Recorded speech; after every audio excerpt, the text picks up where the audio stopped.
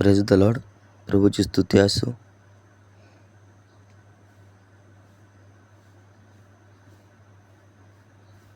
आज परमेश्वराचे वचन सांगते, आपण जर परमेश्वराची सेवा करण्यासाठी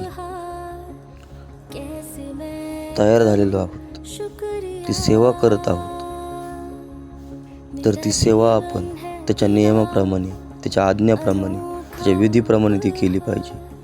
म्हणजे ती सेवा आपण जो जीवनाचा मुकुट आहे ती मिळवण्याकरता केली पाहिजे. आज आम्हाला या सेवेबद्दल बायबलमध्ये एक वचन सांगतं का जर कोणी मल्लयुद्ध करतो तर ते नियमाप्रमाणे केल्या वाचून त्याला मुकुट घालत नाही. Praise the Lord. प्रभूची स्तुती असो.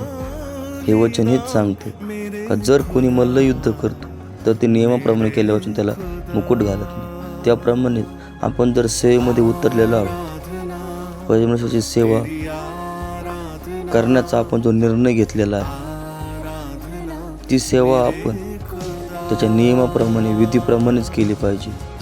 आज आपण सेवा करत असताना समाजातून आपल्याला अनेक प्रकारचा मान मिळतो, आदर मिळतो, आपला गौरव केला जातो.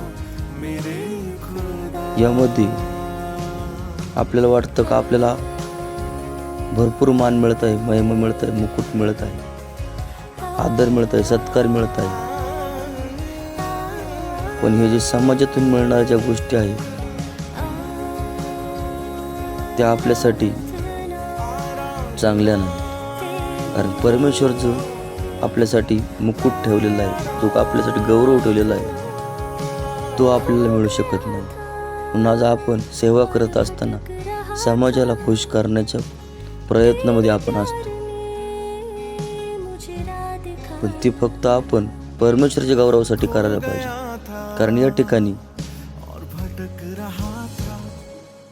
जो पहिलवान ती कुस्ती करतो, ती नियमाप्रमाणे करतो, आणि नियमाप्रमाणे केली तरच तो जिंकतो आणि त्याला बक्षीस मिळतं, मुकुट मिळतो. त्याचप्रमाणे आपणही जर परमेश्वराची सेवा त्याच्या नियमाप्रमाणे, विधीप्रमाणे जर केली तर जीवनाचा मुकुट परमेश्वर पण आपल्याला देणार आहे.